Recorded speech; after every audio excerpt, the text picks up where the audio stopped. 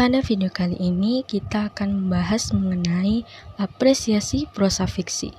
Jadi, prosa fiksi ini merupakan kisah yang memiliki pemeran, latar, serta tahapan rangkaian peristiwa yang dihasilkan oleh imajinasi pengarang ataupun penulis, sehingga menjalin satu kesatuan kisah.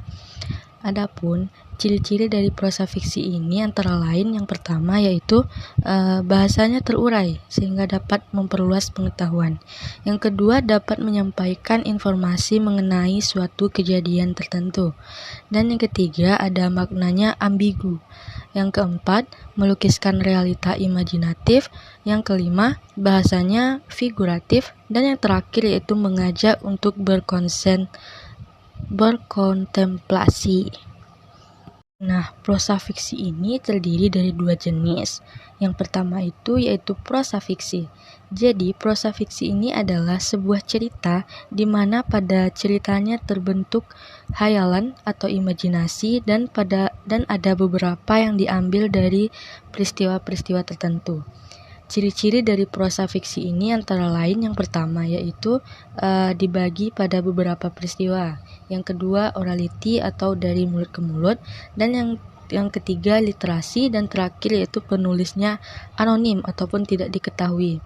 Yang kedua ada prosa non-fiksi, di mana prosa non-fiksi ini merupakan prosa yang menceritakan secara langsung peristiwa yang terjadi tanpa ada penambahan ataupun pengurangan. Contohnya seperti jurnal, artikel, dan banyak lagi lain-lainnya. Adapun perbedaan antara prosa dan puisi, yaitu prosa adalah karya sastra yang disusun dalam bentuk cerita, di mana cerita tersebut terdiri dari beberapa paragraf yang di dalamnya terdapat ide pokok, tokoh, masalah, dan alur permasalahannya. Sedangkan puisi adalah karya sastra yang terikat oleh baris, bait, rima atau irama, dan disusun oleh pilihan kata yang membangkitkan imajinasi. Nah, pada video kali ini saya akan coba membedah artikel karya Soetarji Kalzumbahri yang berjudul Penyakit dalam Cerpen Indonesia, di mana beliau menuliskan ada 4 poin penyakit dalam cerpen Indonesia. Yang pertama ada abstraksi. Cerpen yang baik mengkonkretkan yang abstrak, ide, filsafat, sistem moral adalah hal abstrak yang harus dikonkretkan, dihidupkan dengan peristiwa, momen, dan karakter. Yang kedua, kecenderungan ingin merangkum terlalu banyak ide, hal, peristiwa dalam sebuah cerpen. Yang ketiga adalah kurangnya disiplin menulis, kurang memperhitungkan dengan cermat cara penyampaiannya. Yang keempat atau yang terakhir yaitu kurang keterampilan dalam menggunakan bahasa Indonesia yang baik.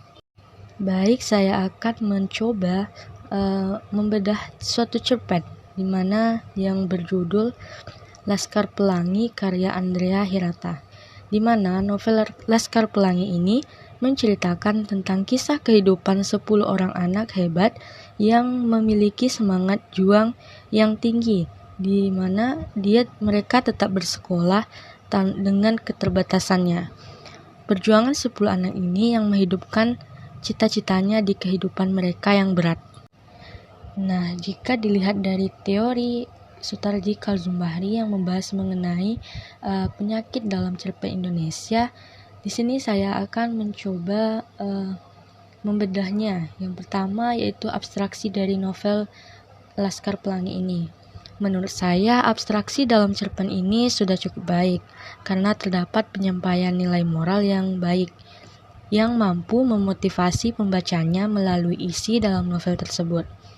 Yang kedua, di mana menurut saya novel ini tidak terlalu cenderung merangkum ide maupun peristiwa dalam novel tersebut. Thanks for watching. Please subscribe.